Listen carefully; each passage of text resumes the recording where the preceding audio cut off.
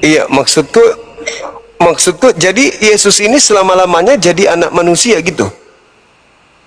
Ya, anak Maria selama Alkitab masih ada. Kan kita baca tentu selama-lamanya. Bukan, jangan disembunyikan. Pengantar ini singkat, para sahabat. Mantep TV sudah standby. Di like, di subscribe, di share sebanyak mungkin untuk supaya mencegah sahabat-sahabat kita di luar sana tidak terpengaruh terhadap pemurtadan. Kalau sudah tak ada Bible, jadi Yesus ini bukan lagi anak Maria.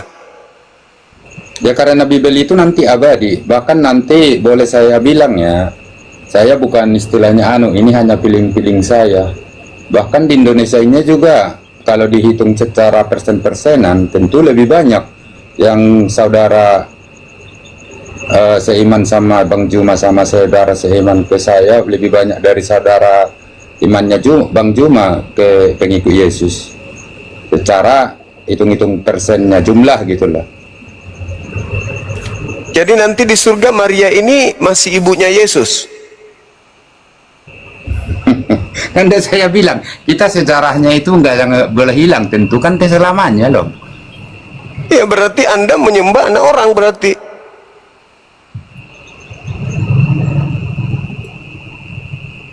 Anak orang juga itu, memang itu kawin mengawin kan, bukan? Itu kan melalui katanya Tuhan. Tadi Maria orang. Jadi Maria Tuhan ini ceritanya. Tuhan juga Maria. Tuhan Maria melahirkan Tuhan Yesus gitu, Bang.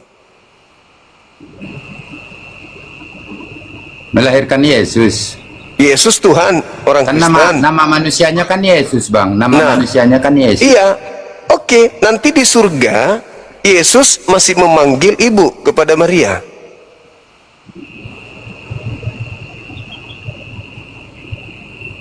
Kita mundur dulu ya, di saat ngobrol sama Abraham sama siapa juga nabi-nabi terdahulu, misalkan dia ketemu selama Yesus di dunia, janganlah ke perjanjian lama, waktu Yesus ketemu sama wanita Samaria yang di sumur, ya tentu kan selalu di situ sebenarnya, walaupun awalnya perempuan Samaria itu nggak tahu dia itu bahwa itu Yesus, tapi di ayat berikutnya kan dia tahu itu. Maksudnya dia kan selalu berbicara sebelum, nggak usah saya sebut namanya, sebelum setiap berbicara sama dia siapa aja ketemu bicara, sebelum dia ada, aku udah ada gitu. Jadi sebelum seseorang berbicara ke dia, misalkan kayak model Abraham apa udah tertua nabi-nabi dahulu, saya udah ada, aku dari surga, engkau dari dunia, kan gitu. Berarti kan ya memang kalau kita merujuk kepada Yesus, ya memang kita harus akui, dan di Alkitab memang kalau bagi saya sebagai Kristen Protestan, kalau nggak mengaku Yesus itu sebagai manusia juga di luar keilahiannya sebagai Tuhan, ya memang sesat. Ya itu mah denom yang lain nggak apa-apa, masalah penafsirannya. Ya saya sebagai Kristen Protestan ya memang iya. Ya tentu kalau kita berbicara manusia, apapun yang dibahas, nggak ada bedanya seperti kita. Dia lapar, dia apa. Nah larilah kita ke Maria. Ya Maria tentu ya bilang ya selama dunia ini masih ada, Alkitab masih ada, masih banyak pengikut Yesus, ya dia ibundanya yang dipakai Tuhan. Kalau di surga gimana? Kalau di surga? Duh. Kalau yang nggak ada yang tertulis di Alkitab nggak usah kita bahas. Kalau nanti kita kan bertanyanya kok nggak semua ditulis di Alkitab. Gini loh Bang Juma, tidak semua gimana ceritanya dituliskan dalam Alkitab. Nah, ya kalau begitu jangan dikarang. Kalau begitu jangan dikarang. Pernah nggak baca? Makanya kan banyak pertanyaan saudara kita Muslim, siapa ayahnya Paulus, siapa ayahnya ini. Tapi Alkitab menjawab sendiri. Jadi tidak semua dituliskan dalam Alkitab. Kayaknya kalau coba Anda lihat di dalam kitab Markus. Kalau dituliskan, kayaknya dunia ini tidak dapat. Abang sudah keok ini kalau diskusi sudah keok gitu namanya kalau diskusi begitu, doktrin pembodohan itu namanya. Bang Juma, ayat itu pernah nggak tahu? Markus 14:62. Markus 4. Jujur dulu, baru nanti Bang Juma. Markus ayat 4. Yang tadi, apa itu? Ayat yang tadi saya sebut pernah nggak dibaca Bang Juma? Kayaknya dunia ini tidak dapat memuatnya kalau dituliskan semua. Maksud saya menjawab sampai di surga-surga gitu loh. Itu pernah nggak Abang membaca? Iya pernah. Surga ada kok Ya. di situ di Markus 14 nomor 62. Yesus duduk di surga sebagai anak manusia. Anaknya siapa dia? Anaknya siapa dia di surga?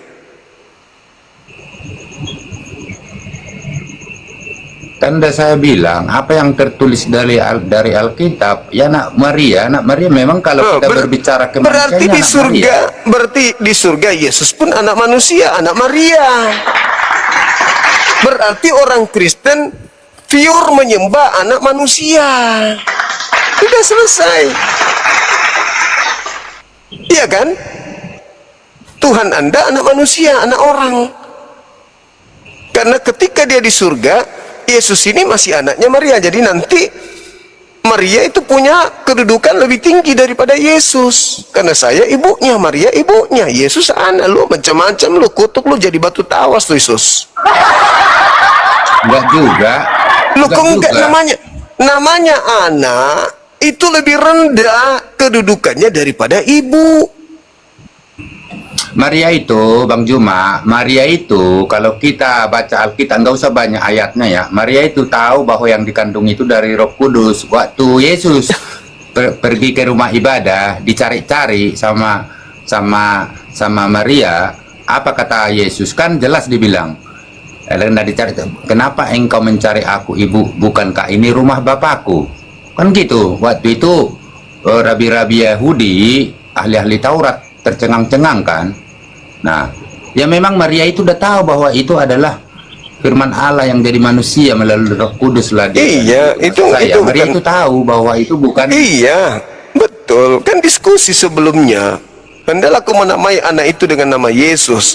Bahkan ada yang mengusulkan Immanuel. Yes, Maria tahu. Cuma jadi permasalahan sekarang, posisi Yesus ini mau sampai kapanpun tetap sebagai anak manusia, titik. Berarti Maria tetap hormat nih sama ibu. Ibu, kau yang mengandung aku. Terus mana sehakikat dengan Elohim kalau begitu? Katanya sehakikat dengan Elohim. Jelas. Tapi Yesus anak orang. Enggak. Sebenarnya jelas kita berangkat dari Yesus itu, kita harus percaya bahwa dia anak Allah. Kita harus percaya juga, tertulis di Alkitab, harus percaya dia adalah manusia. Makanya sungguh-sungguh manusia, sungguh-sungguh ilahi. Maksud saya, yang nggak bisa lepas. Memang dia kemanusiaannya tentu dong anaknya Maria. Berarti Anda harus mengakui bahwa iya, berarti Anda harus mengakui bahwa Yesus itu adalah sembahan Anda yang sepenuhnya manusia. Berarti selama ini Anda menyembah anak manusia, betul? Terus kenapa dihilangkan yang keilahiannya bahwa ya silakan aja. Kita tidak sedang urus itu. Itu hak Anda menuhankan anak manusia dengan melabeli dia juga adalah seutuhnya Tuhan. Itu kan label yang dibuat-buat. Tapi yang terbukti absolut, Yesus anak manusia, titik. Adapun keilahiannya itu kan kalian yang memberikan ketuhanan. Apakah kami menuhankan Tuhan bukan juga Allah Bapa, ke Allah Bapa? Apakah bukan kayak gitu yang Tritunggal itu? Apakah ada jelas salahnya Anda menyembah anak orang? Menuhankan? Sekarang permasalahannya, apakah Bapa itu anak orang, anak manusia? Ayo. Ya jangan dibawa ke contohnya ke kita berbicara Yesus. Bukan, maksudnya Elohim, Tuhannya Yahudi.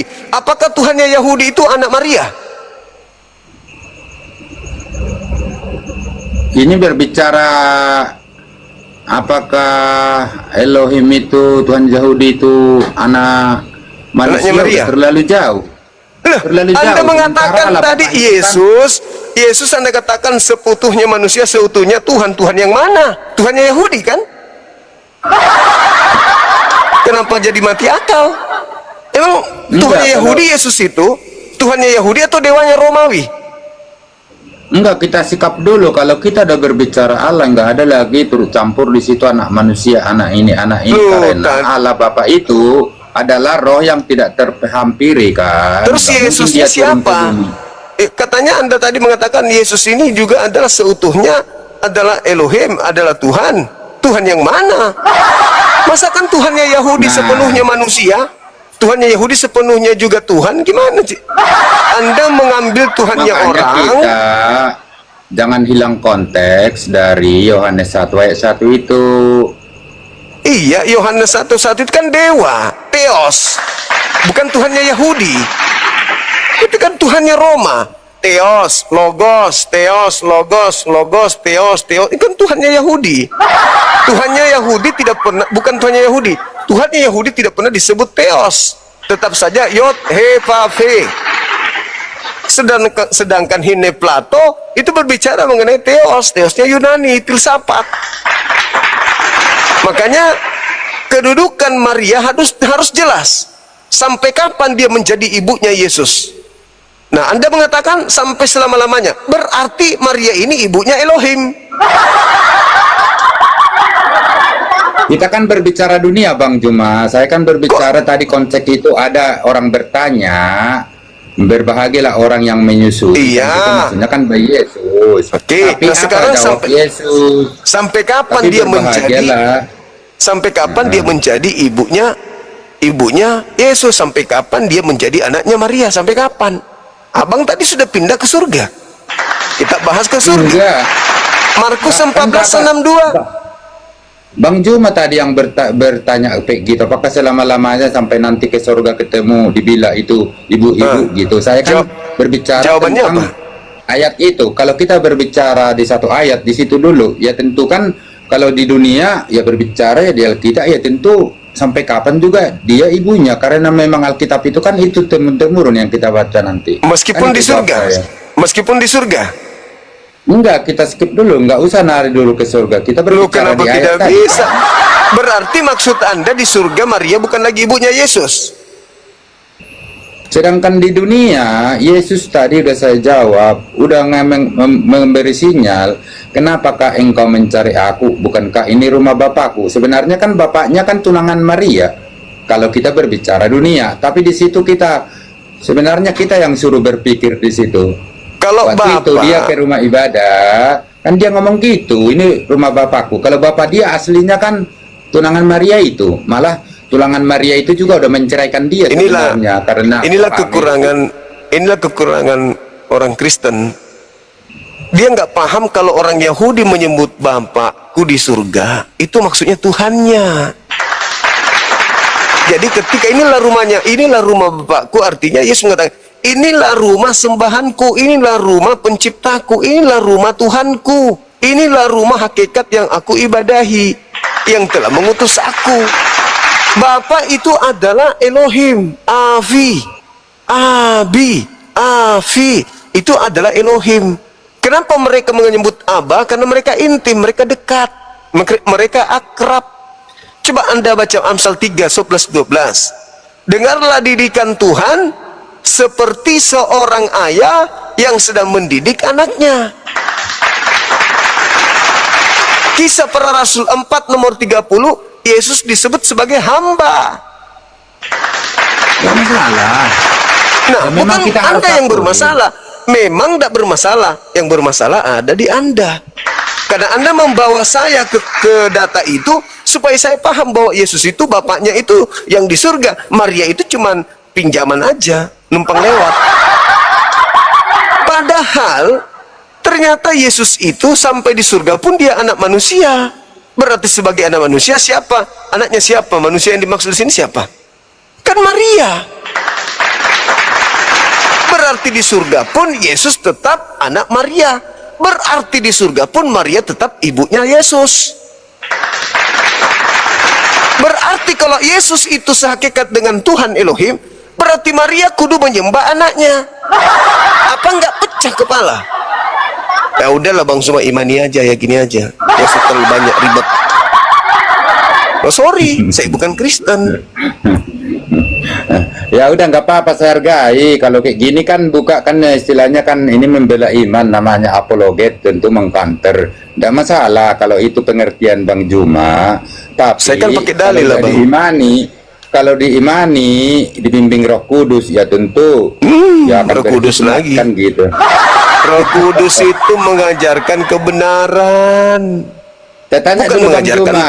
pembenaran. Siapa yang memimpin Bang Juma kalau berbuat baik, misalkan kayak gini, mencerahkan Al-Quran, Bang. contohlah. Al-Quran. Siapa yang roh apa itu yang membimbing? Cuma kalian mungkin nggak mengakui roh Kudus. Kalau di Islam, abangku, Roh Kudus datang kepada Nabi Muhammad mengajarkan ini. Habis itu Roh Kudus terangkat kembali.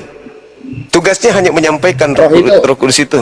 Nih. Kalau kita berbicara ada dua, roh baik, kebaikan, sama roh jahat. Kalau Juma berbuat baik, roh yang mengendalikan itu kan tentu roh yang baik.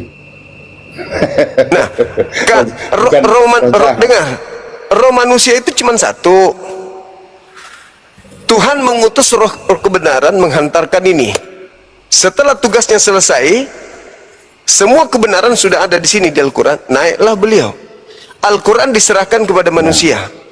Kalau manusia melakukan kebaikan, berarti dia mengikuti arahan Roh Kudus. Kalau mereka meninggalkan Al-Quran, berarti dia mengikuti roh jahat. Nah, kalau di gereja, kalau di Kristen beda. Roh Kudus masuk ke tubuh. Bagaimana dengan pendeta yang bermaksiat? Mana Roh Kudusnya? Oh, keluar dulu minta izin. Maaf ya, aku keluar dulu ya. Ya berarti dia nggak menerima Roh Kudus, roh setan yang memelihara. Ke saya kan telepon. Nah, Roh Kudusnya mana? Roh Kudusnya mana? Roh Kudusnya mana? Jadi gini, bicara Roh Kudus, waktu Yesus mau diangkat ke surga, kan diberi roh penghibur. Itulah Roh Kudus itu, akan kutinggalkan engkau beserta engkau roh penghibur untuk mengendalikan diri. Buah roh kan ada itu. Maksud saya gini, tadi yang bilang Bang Juma di Al-Quran. Roh yang diutus Yesus itu ini. Pembawa Al-Quran itulah Roh Kudus yang dinubuatkan Yesus. Ya itu mah masih lama. Ini waktu Yesus mau terangkat ke surga kan udah disebut dia akan diberi roh penghibur, Roh Kudus. Maksud saya yaitu ya saya hargailah. Tentu kan kitab suci itu namanya kita ya memang bebas milih agama, harus yang menghargai, karena apa yang mau kita ributkan di dalam dunia ini. Kembali juga intinya berbuat baik itu dapat berkat, dapat pahala. Maksud saya kalau yang dibilang Bang Juma itu Roh Kudus saya hargai, karena itu bimbingan untuk membimbing kalian hidup dalam kebenaran, namanya ayat suci ya.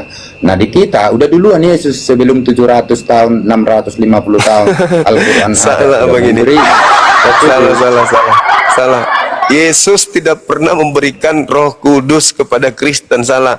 Yang Anda maksud itu murid-muridnya orang Yahudi. Anda itu menerima makhluk. Anda menerima makhluk yang bernama Yesus Kristus yang dari Paulus. Beda. Yang datang kepada Anda itu makhluk asing, memakai nama Yesus. Yang kalian ibadahi di gereja itu makhluk asing yang memakai nama Yesus. Tidak apa-apa. Roh Kudus itu namanya keyakinan. Roh Kudus itu yang menemani murid-murid Yesus adalah mereka yang tetap percaya kepada pemberitaan Yesus dan menegakkan aturan mainnya Yesus sampai mereka meninggal. Itu yang dimaksud Roh Kudus. Tetapi kalau di Kristen bukan Roh Kudus, Bang. Kristen itu yang mendatanginya Yesus langsung. Yesus Kristus yang mendatangi Kristen itu. Bukan Roh Kudus lagi, tapi Yesus Kristus langsung, tapi bukan yang asli. Dari gini Bang Juma ya. Jadi sedikit saya jelaskan. Kalian saudara kita Muslim ini kan terlalu sama Paulus yang mengangkat Tuhan Yesus jadi Tuhan. Jadi saya ceritakan sedikit. Jadi apa yang terjadi di zaman dahulu itulah yang terjadi untuk sekarang. Maksud saya zaman dahulu Paulus ini juga kerasulannya digugat loh. Digugat karena memang kayak gitu perlakuannya. Makanya ketemu di Damsyik sama Yesus melalui cahaya.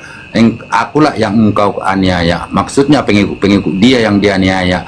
Kan gitu. Jadi itu maksud bukan saya Yesus, karena dia penggumbun tadinya. Nah inilah yang zaman sekarang. Pasti di dunia ini. Itu bukan Yesus. Bukan bilang itu bukan saudara Yesus. kita Muslim semua.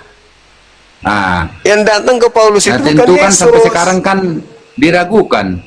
diragukan pengajarannya Paulus, padahal dia seorang rasul, kan dia memberitakan itu yang datang kepadanya bukan Yesus, Bang.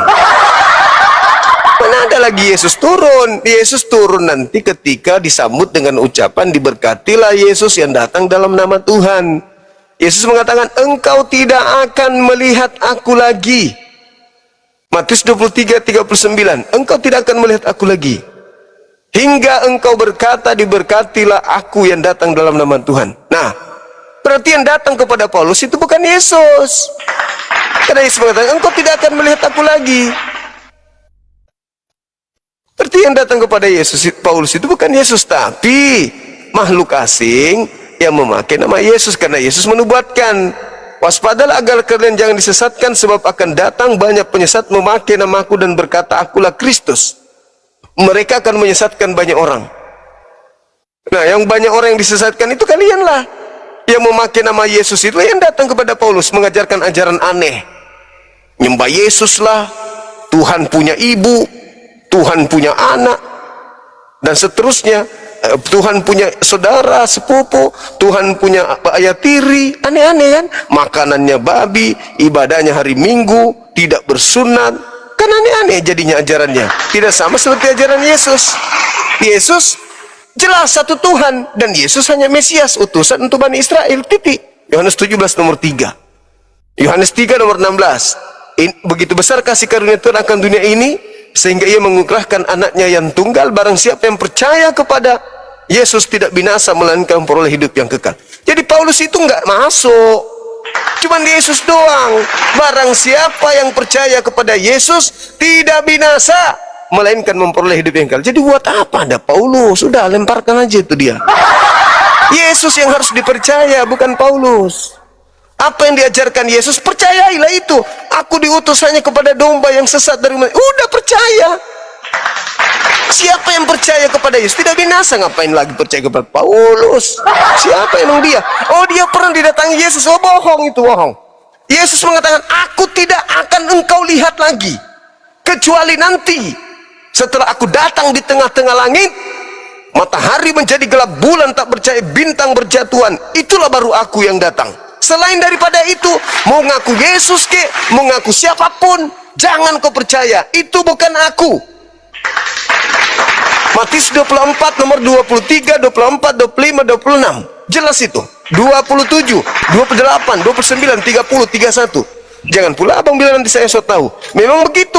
Makanya abang berat ketika ditanya, sampai kapan Maria itu menjadi anaknya, menjadi ibunya Yesus? Anda bingung. Kenapa? Itu, karena Paulus cuma, lah yang mendoktrin bahwa Yesus itu Tuhan. Tuhan kok punya ibu. Dulu. Tuhan kok punya ibu. Sejak kapan siapa yang melantik manusia yang punya ibu ini jadi Tuhan? Ya, Paulus. Padahal sudah jelas kuncinya. Mau hidup kekal, percaya Yesus. Biar roomnya bagus, jangan di mute. Ya, Itu jangan di mute, dari tadi di mute terus. Siapakah engkau Yesus? Jangan di mute. Itu enggak. Siapakah engkau Yesus? Ya, aku adalah rasul utusan Bapa. Udah selesai, percayalah. Jangan di mute. Jangan di mute dari tadi mute baik. Jadi masa kembali gitu, kita disiplin kok. Orang kita disiplin diskusinya kok, mendengar biasa, mau menghina-hina Rasul Paulus, mau Yesus, mau Ibu Yesus, kita biasa aja, namanya enggak seimannya. Maksud saya asal jujur berbicara, jangan di mute tuh. Nah, sekarang Maria ini jadi ibunya Tuhan Anda sampai kapan? Itu udah clear tadi, maksud saya jangan di mute. Sampai kapan Maria saya jadi sama ibu? Bang Juma. Saya bertanya sama Bang Juma, waktu Yesus ketemu sama Paulus di Damsyik melalui cahaya, apakah Yesus udah terangkat ke surga? Udah. Nah, Sudah. ya, terus Siapa yang datang itu kepada Paulus? kan udah dibilang, akulah yang kau aniaya. Nah, Karena apa? Yesus di tahun 33 berkata, engkau tidak akan melihat aku lagi. Kok ada di tahun 48 tiba-tiba datang mengaku, akulah Yesus yang kau lihat.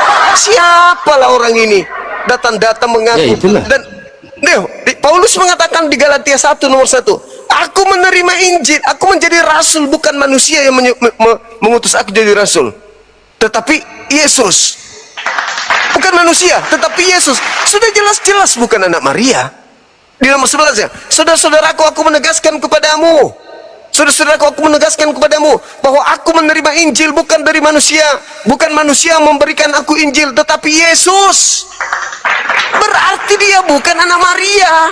Itulah yang Anda sembah, kawan. Nah, Yesus memang sudah menasihatkan muridnya, waspadalah kepada iblis yang datang kepadamu memakai namaku dan berkata akulah Kristus. Iblis ini akan menyesatkan banyak orang dalam namaku. Nah, ya, itulah pendapat Bang Juma. Tentu setelah Rasul Paulus diangkat jadi rasulnya melalui dipakai Tuhan lah, melalui pertemuan di Damsyik, melalui cahaya. Maksud saya, apakah ada pengajaran Paulus yang salah? Segitu baik-baiknya dia menulis surat dari penjara, begitu ada ajaran, coba dibacain semua, dibaca dulu semua itu. Ajaran Paulus itu salah di mata Tuhan. Mau saya buktikan? Ya wah. Mau saya buktikan? Efesus 2 nomor 15. Dengan matinya Yesus, Jangan yang kontroversi. Loh, untuk membuktikan dengan matinya Yesus, Yesus telah membatalkan hukum Tuhan beserta segala perintah, ketetapan, ketentuan yang ada di dalamnya. Tuh, kesalahan Paulus itu. Setelah Paulus membatalkan seluruh firman Tuhan, Paulus jadi Tuhan. Dia lagi yang bikin perintah. Tuhan yang mengatakan jangan kau membunuh, dihapus. Paulus bikin sendiri, jangan kau membunuh. Sekarang kalau saudara Kristen tidak membunuh, apakah perintah Tuhan yang kalian ikuti? Bukan. Perintah Tuhannya sudah dihapus sama Paulus. Yang kalian ikuti tidak membunuh, Paulus.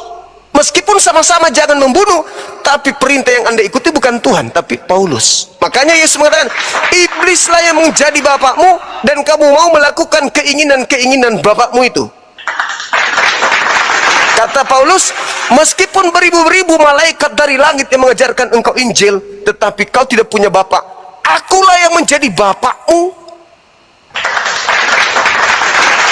Kata Yesus, jangan kau menyebut siapapun di atas langit ini atau di bumi ini sebagai bapakmu, sebab hanya ada satu bapakmu, yaitu dia yang ada di langit. Kata Paulus, akulah yang jadi bapakmu. Tuhan mengatakan Tapi jangan kalau bersinah. Sabar, satu lagi. Tuhan mengatakan jangan bersinah. Dihapus oleh Paulus. Lalu Paulus bikin surat, jangan bersinah, madein Paulus. Dia menggantikan kedudukan Tuhan dengan menghapus perintah Tuhan, lalu bikin perintah baru dengan sama dengan perintah Tuhan. Berarti dialah Tuhan itu. Dialah Dajjal itu yang menduduki kemudian tempat yang suci. Pembinasa keji yang duduk di tempat suci. Bukan Tuhan bikin aturan Tuhan. Ketika dikatakan oleh Tuhan di dalam perjanjian lama, jangan memburit, jangan ikuti kaum Sodom, Paulus kemudian menghapus dengan matinya Yesus, dengan darahnya telah menghapus semua hukum Tuhan. Kita nggak hidup lagi di bawah hukum Torah, tetapi kita hidup di bawah hukum kasih. Dia bikin aturan sendiri. Jangan engkau memburit. Kristen taat di situ. Perintah sama, tapi satu dari Tuhan Elohim dihapus, yang ditaati perintah yang sama, tapi dari Paulus. Sadarilah itu. Sadarilah itu. Siapa Paulus ini sehingga menjadikan darah Yesus ini sebagai penghapus hukum Tuhan? Dengan matinya Yesus, dengan darah Yesus, bla bla bla bla bla. Siapa dia rupanya? Yang datang kepadanya ini siapa? Kok bertentangan ajaran Yesus anak manusia? Oh, rupa-rupanya yang datang kepadanya cuma nebeng nama Yesus, tapi bukan manusia. Sedangkan Markus 14:62, jangankan di bumi, di langit, di surga pun dia duduk sebagai anak manusia. Yang datang kepadanya bukan anak manusia. Abang, sedikit lagi. tanggapi nanti. Yang disebut Kristus, baca Lukas 2 nomor 11. Pada hari ini telah lahir bagimu juru selamat, Kristus Tuhan, di kota Daud. Kristus Tuhan artinya manusia yang diurapi Tuhan di kota Daud. Kenapa dia disebut Kristus? Karena dia diurapi. Kenapa dia diurapi? Karena dia manusia. Kenapa dia dibaptis? Karena dia manusia. Yang datang kepada Paulus bukan manusia, tapi bergelar Kristus. Kalau ada bukan manusia, tidak diurapi, bergelar Kristus, itulah Kristus palsu. Bagaimana caranya diurapi Yesus yang ke Paulus ini, padahal dia bukan manusia? Bagaimana caranya? Tidak bisa. Terus kenapa dia bergelar Kristus? Karena palsu. Yesus mengatakan kepada muridnya di Bukit Zaitun, waspadalah kepada Kristus palsu yang datang kepadamu melakukan tanda dahsyat. Apa tanda dahsyat itu? Muncul dengan suara doang, dengan cahaya, lalu melakukan mujizat-mujizat, lalu melakukan tanda-tanda, sekiranya mungkin untuk menyesatkan orang-orang pilihan juga. Tergenapi kan? Mana banyak orang yang disesatkan itu? Kristen. Makanya orang banyak ini ketika ketemu Yesus asli, apa kata Yesus asli? Maaf, aku tidak mengenal kalian. Kalian adalah pembuat kejahatan. Enyahlah daripadaku. Masih kurang apa lagi jelas seperti itu datanya di Bible. Kalau saya pakai Al-Quran nanti Anda menolak. Bible yang menerangkan itu. Kenapa? Bible itu meskipun bukan firman Tuhan, ingat, Bible itu adalah catatan-catatan orang yang melakukan penelitian terhadap apa yang pernah terjadi, peristiwa-peristiwa yang pernah terjadi di antara Yesus dengan murid-muridnya di tengah-tengah kaumnya Bani Israel. Meskipun bukan firman Tuhan, tapi di dalamnya tentu ada kebenaran. Silakan. Apalagi yang mau ditanggapi kan tentang Paulus. Kalau saya jujur, apapun kata kalian, hidup saya banyak berubah, sama banyak bikin, intinya banyak membaca. Malah saya lebih fokus ke surat-suratnya Paulus. Banyak yang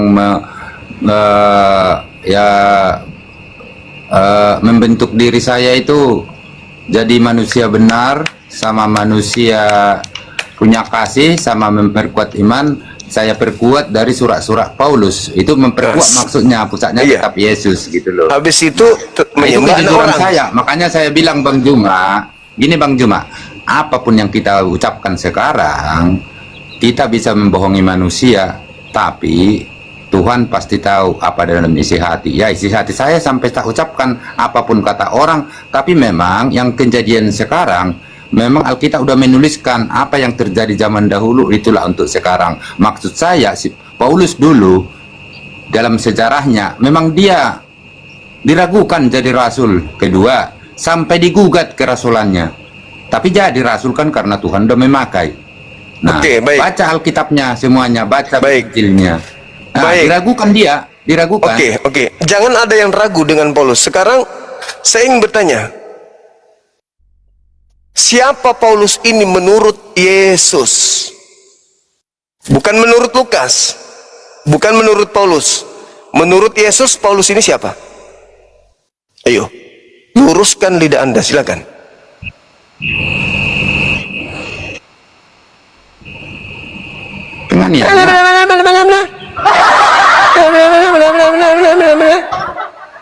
Siapa Paulus ini menurut Yesus? Menurut Yesus, bukan menurut Lukas, asisten Paulus. Menurut Yesus, Paulus ini siapa? Yang berbicara Yesus. Mana ada, itu kan menurut Lukas. Itu menurut asisten Paulus. Yang saya tanya, menurut Yesus. Yesus waktu ketemu perjalanan Damsyik, ada suara, Saulus, akulah yang engkau aniaya. Itu kan menurut Yesus, Paulus ini penganiaya, pembunuh. Itu Yesus penginjilan itu Yesus penginjilan, saudaraku. Yesus penginjilan endingnya, coba baca Yohanes 17:8. Segala firman yang engkau berikan telah aku sampaikan kepada mereka. Telah aku sampaikan. telah tidak ada lagi firman. Kok tiba-tiba ada 13 buku muncul? Firman dari mana ini? Segala firman yang Tuhan berikan kepadaku telah aku sampaikan, telah aku uraikan. Nah, sekarang segala firman ini mana? Segala firman ini mana? Oh, adakah di antaranya firman-firman yang Yesus sampaikan itu di antaranya adalah cerita Paulus ketika ke Damsyik? Pret! Itu karangan Paulus dan timnya. Setelah kedatangan makhluk asing yang bawa-bawa nama Yesus, dan Anda sudah mengakui hari ini Anda taat kepada Paulus, kan? Itulah orang banyak yang disesatkan. Kalau Paulus datang membawa pedang, ketepak, siapa yang mau percaya sama dia? Maka datanglah Yesus yang makhluk asing ini kepadanya mengajarkan sesuatu yang kelihatannya baik, supaya bisa menyesatkan orang. Cobalah tanya, siapa yang mengajari kau 13 buku itu? Tuhannya Yahudi? Tidak. Yesus anak Maria? Bukan. Lalu dari mana 13 buku itu? Bisikan makhluk asing. Ada Paulus mengatakan ilham dari Tuhan dia menulis? Tidak ada. Wahyu dari Elohim? Tidak ada juga. Sabda dari Yesus anak Maria? Nggak ada. Dia mengatakan aku menerima Injil bukan dari manusia. Lalu dari mana? Dari Yesus. Loh, Yesus di surga tetap saja anak manusia. Makanya saya bertanya, sampai kapan Maria ini punya anak? Apakah Maria ini nanti sudah kehilangan anaknya? Ternyata tidak. Di surga Yesus tetap anaknya, berarti tetap anak manusia. Lalu siapa yang bukan anak manusia mengatasnamakan Yesus yang datang kepada Paulus ini? Siapa?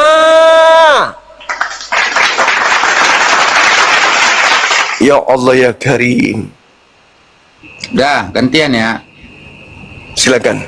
Dan nah, itu aduh capek saya ngomong jangan di mute, baru saya buka lagi mute, terus mute. Ini padahal kita mah kalau suruh diam, apa sih yang mau diributkan? Namanya juga diskusi. Jadi room ini juga berjalan kan gitu, menambah wawasan. 2,1 M, Masya Allah. Thank you kawan-kawan. Jadi gini, silakan. Tadi kan saya sesuai perkataan Yesus. Tadi kan karena saya ke mute. Ya memang siapa Paulus menurut Yesus? Ya tentu kita kutipin perjalanan waktu ke Damsyik dong. Kan Yesus bilang, Saulus, namanya dulu kan Saulus sebelum Paulus.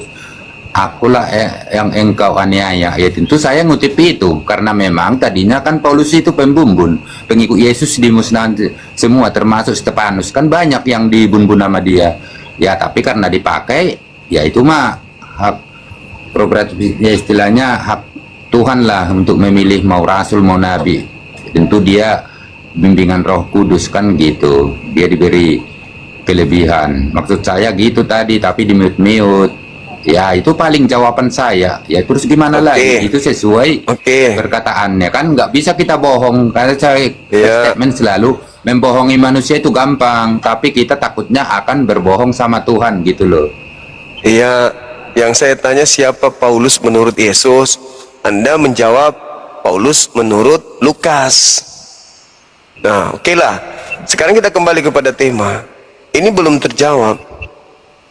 Sampai kapan Maria ini menjadi ibunya Yesus? Yang tegas bang, jangan ambigu. Udah saya jawab tadi.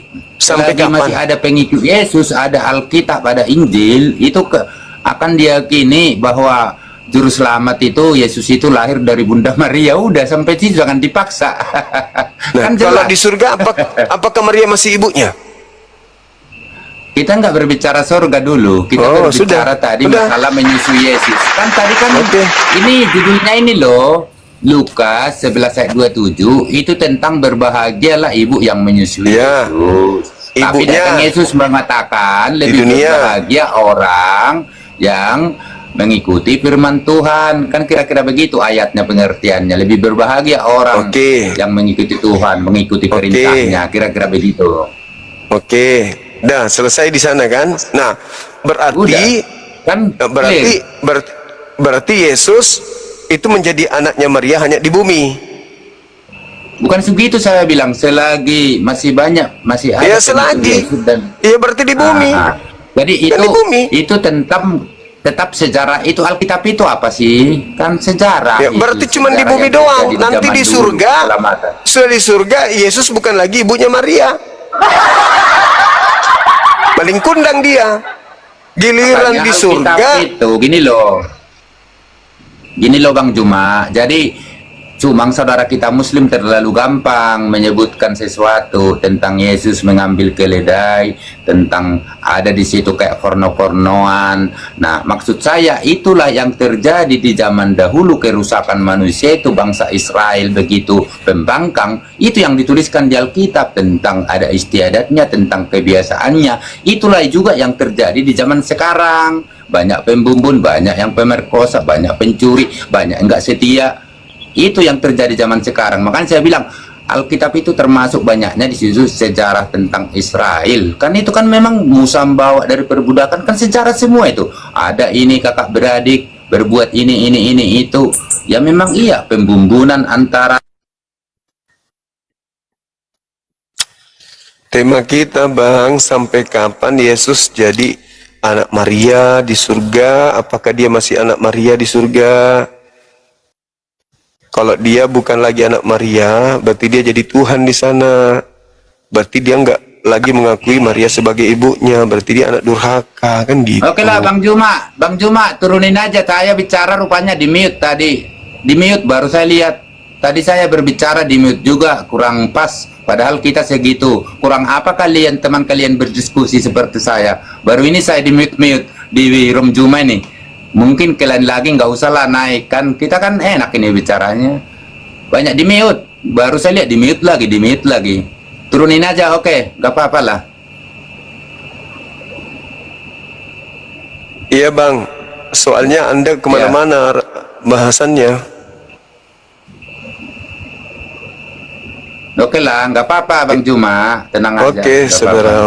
Oke. Ya. Banyak di mute. Ya. Ya, daripada Anda membingungkan, Yesus itu sampai kapan jadi anaknya Maria? Selama masih ada Kristen, selama masih ada pengikut, selama masih ada Bible. Iya, sampai kapan itu? Berarti kalau sudah tak ada semua itu, Yesus bukan lagi anak Maria. Nah, kita jangan berbicara sesuatu yang tidak ada. Bagaimana di surga? Di surga kan tidak dibahas. Loh, Markus 14:62, Yesus anak manusia kok di surga, berarti dia anak Maria.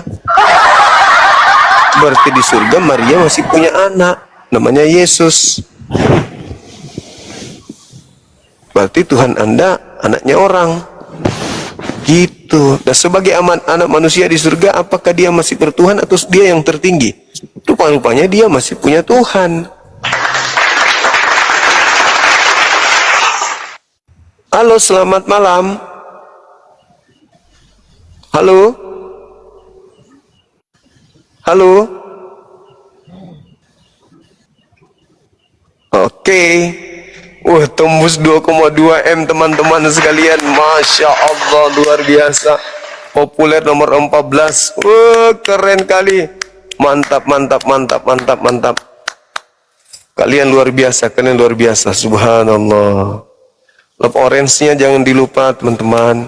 Di situ masih 5,2K. Love orange-nya itu biasanya sampai berapa emangnya?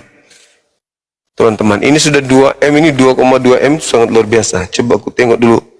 Ada nggak guru kita mengajarkan lagi nih? Belum ada teman-teman sekalian. Luar biasa. Halo, selamat malam. Halo. Halo. Oke. Membisukan diri. Kasih. Sudah tidur dia itu, dinaikkan.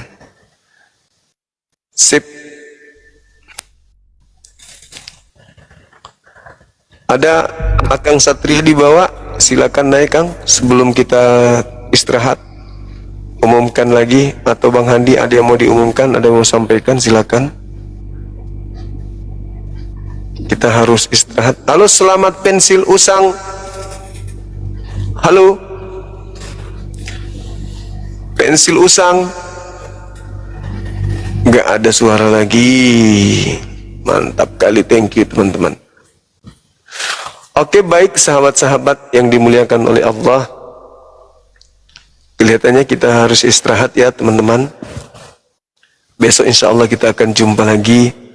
Terima kasih banyak sudah menghantar komal kita ini sampai pada terpopuler di tingkat 14. Love orange-nya 5K, kemudian 2,2 M itu apanya? Gak paham pun aku.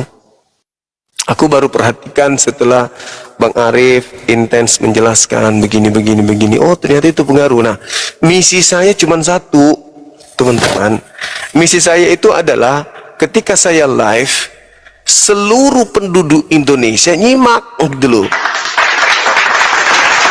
Dia yang lagi di toilet, yang lagi di tempat tidur, yang lagi di kampus, yang di kantoran, yang di tengah jalan, di pinggir jalan, yang di laut, yang di sungai, yang di pantai, yang di gunung, lagi mendaki, apapun itu, lagi membersihkan, lagi di plafon, pasang listrik, pasang keramik, putar Bang Zuma, itu yang ku mau.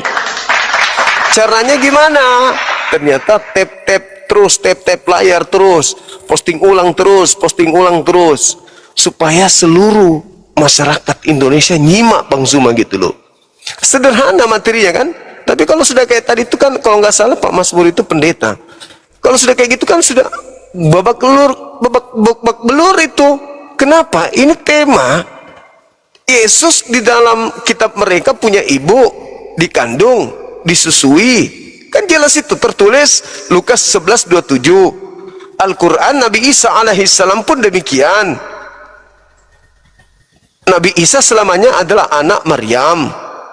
Nah, yang jadi masalah ini adalah saudara kita Kristen, karena Yesus ini terlanjur dituhankan. Nah, Yesus punya ibu, Yesus punya saudara-saudara sekandung, Yesus punya sepupu, punya paman, punya bibi, punya ayah tiri. Muncul permasalahan. Tuhan kalian ini punya ibu, sampai kapan dia beribu? Selama-lamanya Bang Suma. Berarti kalian menyembah hakikat manusia, anak orang. Kalau itu betul, sesuai dengan iman saudara. Tapi kalau ternyata Anda mengatakan, oh tidak, Yesus itu sebagai anak manusia hanya di umur 33. Begitu naik ke surga dia bukan lagi anak manusia. Bohong itu berarti. Karena di dalam kitab saudara Markus 14 nomor 62, Yesus di surga menurut pandangan saudara sebagai anak manusia.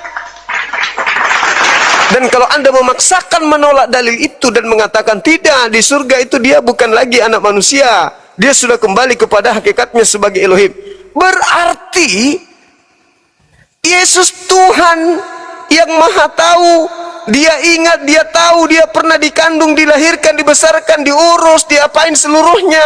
Bahkan ibu ini kasihan pernah dihina, dipitnah, dihujat seorang sekampung karena dia hamil di luar nikah, sampai hampir diceraikan oleh Yusuf. Masa Tuhan Anda lupa ini manusia pernah jadi ibunya? Masa dia jadi anak durhaka? Begitu dia sudah kembali ke surga, duduk di tahtanya sebagai Tuhan, enggak mengakui lagi wanita yang telah mengandungnya ini. Maling kundang ketika miskin masih mengakui anak ibunya. Begitu dia kaya, menjadi raja, diingkari ibunya. Loh, bagaimana dengan Yesus yang adalah anak Maria? Oh, dia setelah di atas jadi raja, di atas raja, dia bukan lagi anak Maria. Ya Allah ya Karim. Manusia lupa ibunya aja itu tidak bagus. Ini ada manusia berubah kembali menjadi Tuhan katanya dalam ceritanya. Lupa kepada manusia yang pernah berjasa melahirkan dia, pecah perawannya, seorang diri dikandung, gak ada suami yang memberikan nafkah, dia dibesarkan. Tak taunya anaknya jadi raja, ibunya jadi hamba. Alamak, cerita apa ini teman-teman? Anak jadi raja, ibu jadi hamba. Oh, hamba itu kan budak. Anak jadi raja, ibunya jadi budak. Wow.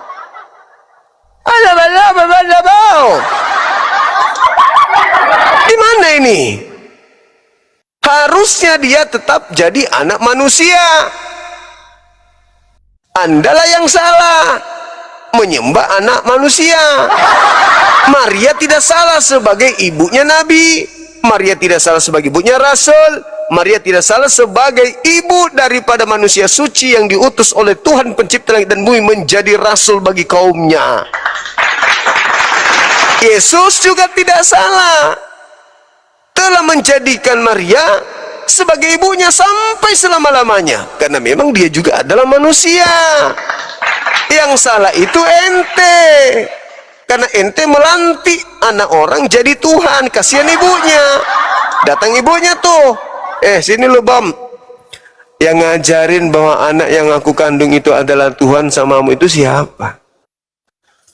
Yang mengandung aku loh Bom. Aku yang mengandungnya Bom. Darah yang ada dalam tubuhnya itu darahku Bom.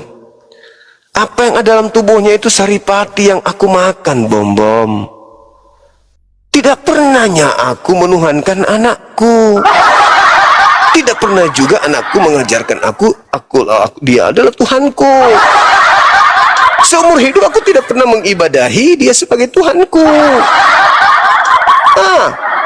Siapa yang mengajarin kamu, wahai pusar bola kasti, untuk menuhankan anak yang kukandung sendiri? Apa pernah kamu mendengarkan aku saat dia bayi aku ayun, anakku sayang, yang adalah Tuhanku sendiri, cepatlah besar, kelak besar kau akan dituhankan, anakku sayang, yang adalah anakku sendiri. Pernah kau dengarkan aku nyanyi begitu pada saat anakku aku ayun kala dia bayi? Pernah? Sok-sokan lu, sok tahu lu, hanya demi perpuluhan lu, ngomong seenak perut lu. Gak ada. Aku yang tahu dia anakku, anak kandungku, darah dagingku, hidup bersamaku, tinggal serumah denganku. Aku yang lebih tahu anakku, bukan kalian pade. Kalian menggunakan nama anakku untuk kepentingan perut kalian, buaya. Kau jual-jual nama anakku yang kukandung demi isi perutmu, itu biawak. Pandai-pandaian kalian, pandai-pandaian kalian. Akulah yang tahu, aku yang mengandungnya, aku yang melahirkannya, aku yang menyusuinya, bukan kamu, Bom. Itulah saudara-saudara, itulah kenyataan yang ada sekarang. Maka yuk, mari kita viralkan, kita perbanyak lagi tap-tap layarnya, supaya banyak orang yang mendapatkan dan mendengarkan kebenaran. Saya kira begitu sahabat-sahabatku yang aku cintai, yang aku sayangi. Sederhana, cara penyampaian saya bukanlah selevel orang yang intelektual, punya pendidikan yang tinggi, bukanlah orang yang pandai berdiplomasi, atau orang yang pintar berpidato.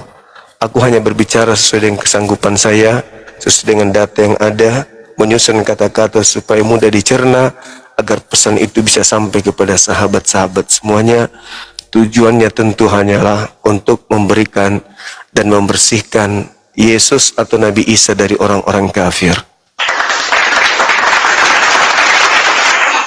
Terima kasih atas kebersamaannya, tap-tap layarnya, kemudian love orange-nya juga, gift-nya juga, terima kasih. Allah yang membalas itu semua. Saya hanya bisa mendoakan kiranya Allah memudahkan urusan kita semuanya, baik yang ada di TikTok maupun yang ada di YouTube. Apapun yang kita usahakan, kalau itu demi kebaikan kita dalam hidup kita sebagai umat manusia dan juga sebagai umat beragama, umat Islam, akan menjadi petunjuk, akan menjadi sirat, jalan, jembatan, hudan untuk kita menuju kepada surga yang abadi. Maafkan saya kalau ada kata-kata yang kurang berkenan, ada kalimat, ada bahasa tubuh yang kurang mengenakkan. Saya Bang Zuma sebagai Ketua Pembina Apologet Islam Indonesia memohon maaf yang sedalam-dalamnya. Insya Allah besok kita jumpa lagi dalam acara dan kegiatan yang sama, agar kiranya ini berlaku kontinu. Semakin banyak orang yang mendengarkan, semakin banyak orang yang menyimak, semakin banyak orang yang tersentuh hatinya mengenal Islam. Ingat sahabatku, satu orang yang kita mu'alafkan sama dengan kita memu'alafkan jutaan manusia.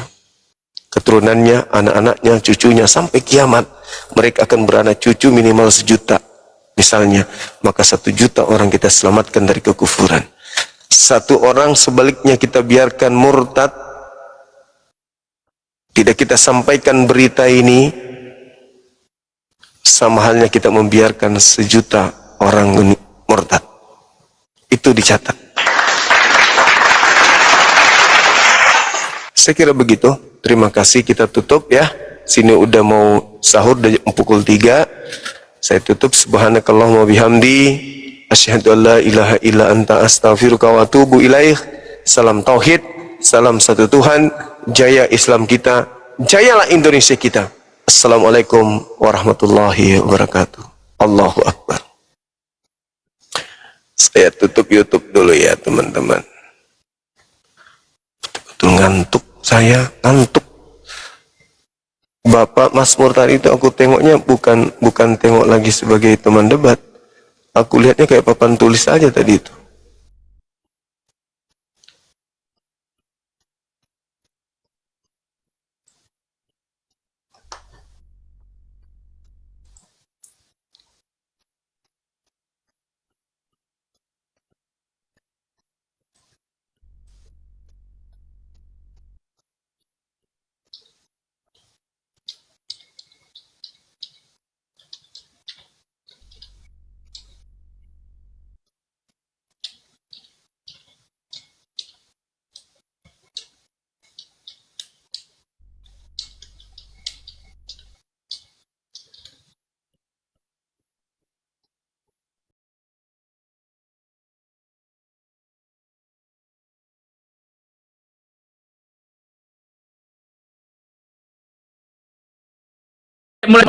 mulai sebentar. Oh, ayat sebentar.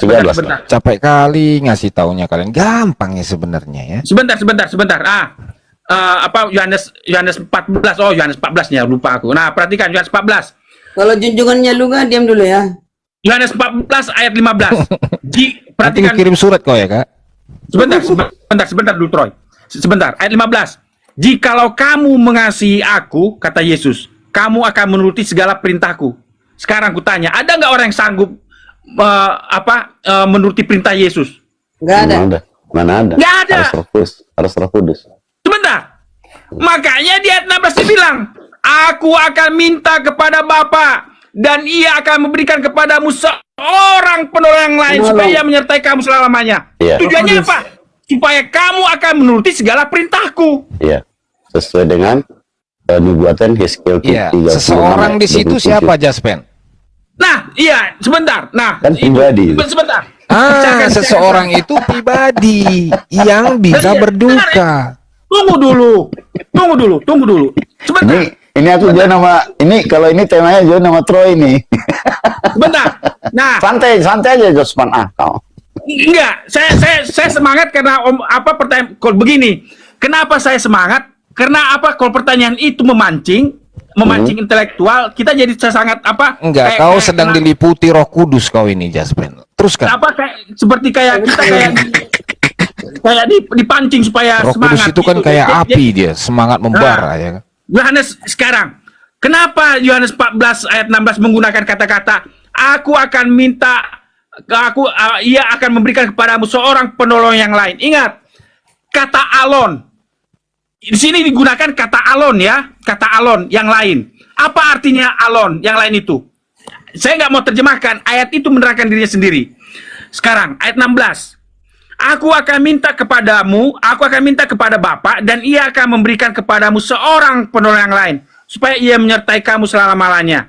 Yaitu apa? Roh kebenaran. Ingat, di ayat sebelumnya, akulah jalan kebenaran dan hidup. Yesus mengatakan, aku kebenaran. Nah, siapa itu alon yang lain? Roh kebenaran. Artinya, kalau Yesus kebenaran, artinya roh Yesus itu adalah roh kebenaran.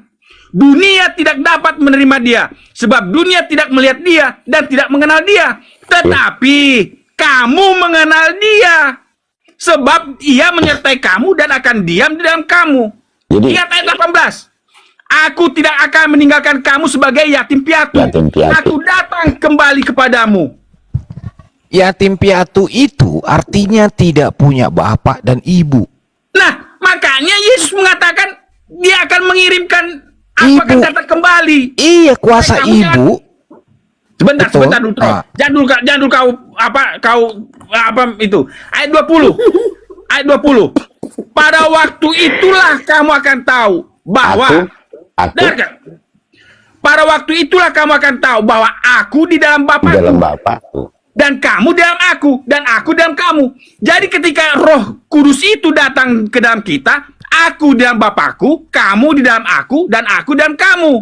Iya. Makanya dia 23. Jawab Yesus, Barang siapa jika seorang mengasihi aku, ia akan menuruti firman-Ku. Ingat tadi, kalau kamu mengasihi aku, turutilah perintah-perintahku. Di ayat 23, jika seorang mengasihi aku, ia akan menuruti firman-Ku, dan Bapakku akan mengasihi dia, dan kami akan datang kepadanya, dan diam bersama-sama dengan dia. Jadi penolong yang lain itu adalah kami. Jadi nggak ada yang berani mengatakan demikian ya. Jadi kesimpulannya, Pak Jospen sama sangkal diri nyenyak malam ini tidur. Kalau Pak Troy gelisah. Jadi begini Pak Jospen, saya mau kirim tambahkan. aku surat ya. Saya mau tambahkan juga Pak Jospen ya. Jadi di Yeremia 31 kan ayat 31 sampai 34 saya ambil poinnya saja. Bahkan tiba saatnya katanya kan, akan tiba saatnya aku akan mengadakan perjanjian baru. Lalu di sana dituliskan Taurat itu diletakkan di batin dan Taurat itu juga ditulis di hati. Lalu orang tidak perlu mengajar lagi kenalilah Tuhanmu. Makanya dirujukkan ke Yohanes 4. Kami menyembah apa yang kami kenal. Karena penyembah-penyembah yang benar harus menyembah Allah di dalam roh dan kebenaran. Begitu. Nah, makanya diutus tuh roh kebenaran. Jadi perlu kita pahami begini. Untuk masuk ke dimensi Allah, kita harus dirubah dulu dimensinya Allah. Makanya harus lahir kembali dari air dan roh. Karena dimensi Allah ini sesuatu yang nggak bisa dipakai dengan akal pikiran manusia. Betul. Begitu dia. Jadi harus masuk dulu. Sebentar, satu lagi. Diri. Yohanes 14 ayat 16 menggunakan kata begini ya, saya baca. Yohanes 14 ayat 16 dan bahasa Grekanya, Yunaninya. Ingat, kitab Yohanes ditulis oleh Yohanes ya. Aku akan minta kepada Bapa dan ia akan memberikan kepadamu seorang parakletos. Ya, parakletos yang lain supaya ia menyertai kamu selama-lamanya. Nah, kita nggak perlu terjemahkan siapa itu parakletos. 1 Yohanes 2 ayat 1 menuliskannya begini. Anak-anakku, ingat Yohanes ditulis oleh Yohanes ya. Anak-anakku, hal-hal ini kutuliskan kepada kamu supaya kamu jangan berbuat dosa. Namun Parakletos itu perempuan. Tunggu dulu Troy ya. Mencret Troy kamu. Tunggu dulu Troy, tunggu dulu. Anak-anakku, hal ini kutuliskan kepada kamu supaya kamu jangan berbuat dosa. Namun jika seorang berbuat dosa, kita mempunyai seorang parakletos pada Bapa, yaitu Yesus Kristus yang adil. Pengantara. Nah, sekarang kalau dirujuk parakletos itu sama dengan ruah, sisi feminim dari citra perempuan sang ilahi. Makanya kalau belajar linguistik, Aramaik, Ibrani, lo ini memang benar. Oke. Coba. Bapak. Kena di sini nih. Sudah. Ya, coba Sudah selesai, dicek. Troy. Ruah. Iya, ruah itu adalah feminim. Iya. Makanya di kitab Thomas, Yesus sering berkata, aku bersama ibuku, dan aku akan minta kepada Bapa, agar ibunda Roh Kudus memeluk luka-lukamu, dan menghiburmu. Jadi secara gramatikal, feminim ini sudah lama digunakan di orang-orang Kristen awal, yaitu orang-orang Syria. Bahasa Aram diyakini sebagai bahasa yang digunakan oleh Yesus. Jadi kata ruha untuk merujuk kepada roh atau sisi feminim dari Parakletos itu. Sudah, bisa jawab. Sudah. Gantian kita tadi, bicara. kan? Sudah. Udah kau catat? Nah, oke, sebentar. Saya jawab dulu yang apa Pak Sangkal Diri tadi. Makanya Pak Sangkal Diri ya, kalau dalam Galatia 4 ayat 4, makanya penolong yang lain itu tadi kan Yesus itu kebenaran.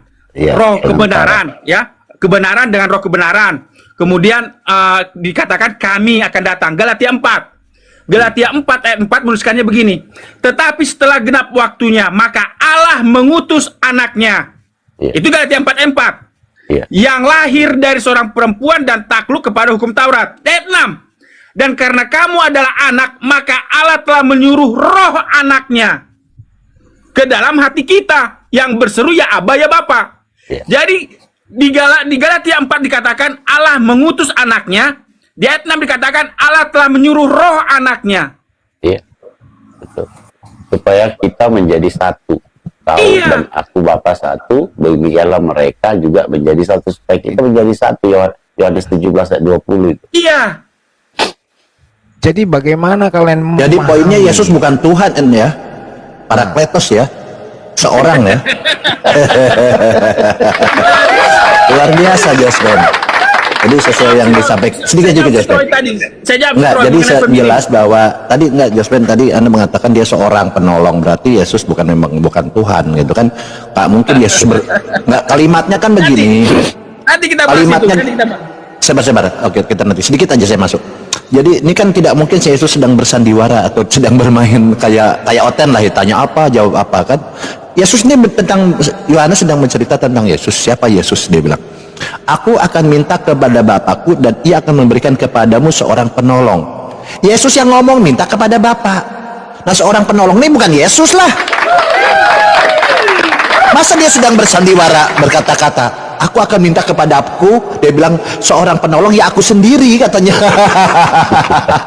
Ini artinya ini adalah sosok orang lain, jelas. Tetapi apakah Yesus ini adalah Parakletos? Betul. Yesus termasuk seorang Parakletos. Jadi Parakletos ini akan minta kepada Bapa, meminta Parakletos yang lain. Gampang kok Bible apa sih kalian ini? Yesus kan Parakletos. Nah, Parakletos ini, Yesus ini, Parakletos ini minta kepada Bapa supaya minta diberikan lagi seorang Parakletos lain. Bahasanya gampang loh ini. Jangan bahasa Indonesia ini gampang sekali begitu ya teman-teman. Kalimat yang bijak. Jadi Yesus Parakletos, ya betul. Tetapi Yesus berkata akan minta Parakletos lain, dia bilang. Yang lain dia bilang. Berarti bukan satu nih. Ada yang lain ini. Gampang Bible, apa susahnya kalian? Jadi, oke lanjut. Oke, saya ingin jawab Pak Troy ya mengenai feminim ya, mengenai feminim. Begini Pak Troy, Yohanes 1 ayat 14 ya. Firman itu telah menjadi sarx, dalam bahasa Yunani sarx itu feminim. Apakah Yesus itu laki perempuan? Ingat Yohanes 1 ayat 14. Firman itu telah menjadi sarx. Kata sarx di sini adalah feminim. Itu satu. Yang kedua, seperti yang kata Pak Troy tadi, ruah itu feminim. Itu betul. Ruah itu feminim. Oke, dua. Jadi dari dua kata ini feminim. Tadi saya sudah bantah. Apakah Yesus feminim? Tidak. Tetapi dalam kau nggak akan pernah bisa sebentar dulu Troy, gantian dulu bicara. menafsirkan Sebentar dulu. ketika Belum selesai. Yesusmu Si Troy sudah ini- menjadi Parakletos. Situ kau Sebentar gagal. dulu. Nih ya. Sebentar dulu, Troy. Jadi Sebentar kalau dulu, Troy. Yesusmu itu hanya sebagai penghibur, maka semua yang kau narasikan Kau- tadi hancur. Dengarkan dulu Troy. Kan Ya. sebentar dulu, nanti saya baca. Gantian dulu Troy, gantian Troy. Troy. Selesaikan setelah bicara baru nanti. Dengarkan. Perhatikan, Yohanes 1 ayat 14, firman itu telah menjadi manusia. Kata manusia di sini sarx itu feminim.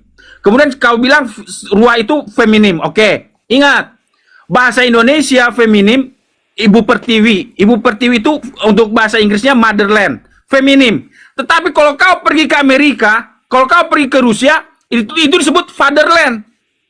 Bapak Pratiwonya. Tetapi kalau di Indonesia Ibu Pertiwi, kalau di sana dibilang fatherland, bapak tanah air, bapak tanah air, bukan ibu tanah air seperti Indonesia. Artinya apa? Kata-kata gender atau feminim atau maskulin itu nggak ada pengaruhnya terhadap kata saks dan kata ruah.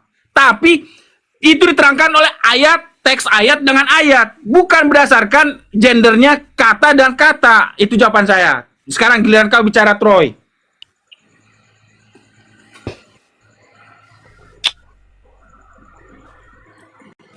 Jadi buka menu-nya Troy. Wah, Troy.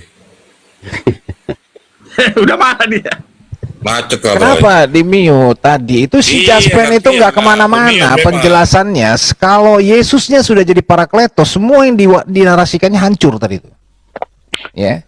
Jadi kalau dia hanya seorang penghibur, apa yang mau kau jelaskan dari tadi? Makanya di saya, Parakletos itu adalah sang ibunda Roh Kudus yang memberikan kau nanti kelahiran baru. Ya. Tanpa kelahiran baru, kau nggak bisa masuk ke surganya Tuhannya itu. Paham nggak mau? Sebagai Kristen, kau nggak akan bisa diterima di surga kalau tidak lahir baru, ya. Makanya kau nggak bisa bantah pendapat dari Clemens dari Alexandria abad kedua. Kau di tahun berapa hidup gitu loh? Berani-beraninya kau mengatakan ibunda Roh Kudus itu nggak ada, keterlaluan kau, gitu, ya kan? Makanya kau belajar dulu gitu loh. Jangan kau hujat karena perempuan itu gambar dan rupa Allah loh. Jangan kau hilangkan citra itu ya. Nanti manifestasi Tuhanmu hilang di bumi ini. Saya bisa tambahkan begini ya, teman-teman. Jadi kan Yesus ini kan ke dunia datang untuk mengerjakan pekerjaan Bapaknya itu. Yohanes 10 ayat 37 ya. Dan ada banyak sih yang ayat yang menjelaskan bahwa Yesus mengerjakan pekerjaan Allah Bapa begitu. Jadi di dalam pekerjaan Allah Bapa ini kan terdiri dari penciptaan, keselamatan gitu ya, terus penghakiman, terus membangkitkan, penggembalaan atau memelihara, terus mengutus nabi, ya, mengutus malaikat. Makanya semua pekerjaan-pekerjaan Allah itu dikerjakan Yesus. Nah kita lihat di Matius 23 ayat 34 mengutus nabi, Wahyu 22 ayat 16 mengutus malaikat, terus dia juga juru selamat, Lukas 2 ayat 11, terus dia juga akan membangkitkan kita di akhir zaman, ya. Yohanes 6 ayat 54, dia akan menghakimi kita, Yohanes 5 ayat 30. Jadi dia juga menciptakan, Yohanes 1 ayat 3. Jadi semua pekerjaan itu Salah semua itu bang, salah semua itu bang. Penghiburan ya. Salah Jadi, semua itu ngarang itu klaim. Itu Pakai data lah. ada dalilnya, dibuka aja bang, dibuka aja. Ya, aku udah hafal, aku dari kejadian sampai lalu hafal, lu salah semua. Jadi di sini Yesus ini tidak menciptakan apa-apa. Ya, Yohanes 1 nomor 3 ini bukan berbicara Yesus. Ya, firman Allah sang firman. Nah, Yohanes 1 ayat 3 ini berbicara dia ini bukan aku. Firman itu firman. Iya, di situ dia. Iya, firman, sang firman itu. Iya, bukan Yesus. Yesus lah sang firman itu. Inilah yang saya bilang, saya luruskan ya. Makanya nggak bisa, Bang Bal. Nggak, saya luruskan dulu gantian. Ini Jadi gini, Kristen, Yohanes Bang. 1 itu bukan pemahaman Islam di sini, Bang. Loh, ini pemahaman Kristen. Yohanes, ini saya pakai pemahaman Bukan. Yohanes. Kalian kan Kalau tidak hidup pemahaman- di kalian kan tidak hidup di zaman Yohanes. Pemahaman Yohanes justru Yesus itu sang firman. Lah, di mana Yesus adalah sang firman? Ngarang Baca, kalian Bang. nih. Baca tuh. Anda jangan loncat-loncat. Saya ajari cara memahami Yohanes. Oh jangan, Jadi nggak bisa. teman-teman, Anda nggak paham itu. Anda loh, bukan aku imannya pinter kok, Kristen. gimana? Bibel bahasa Indonesia gampang kok. Pintar. Di sini masalah nggak pintar, Bang. Oke, gini. Anda kan tidak pinter. Oke, saya ajari. Di sini bukan masalah pintar atau tidak pintar, Bang. Perlu kepintaran, kecerdasan Enggak. loh memahami Bibel ini. Jangan main pelan aja. ayat 26. Yohanes 14 ayat 26 baca. Nah, dia meloncat, lo loncat. Yohanes Enggak. 1 nomor 3 itu siapa di situ? Dia Bukan itu aku. firman. Dia itu firman. Loh, iya firman, kok dia tuh firman? Dia Iya. itu Bapak. Bukan. Oke, Firman. saya ajari, makanya saya ajari Yohanes Firman. 1 ya. Oke, kita baca ya. Yohanes, makanya kalau Anda tidak paham saya ajari. Begini,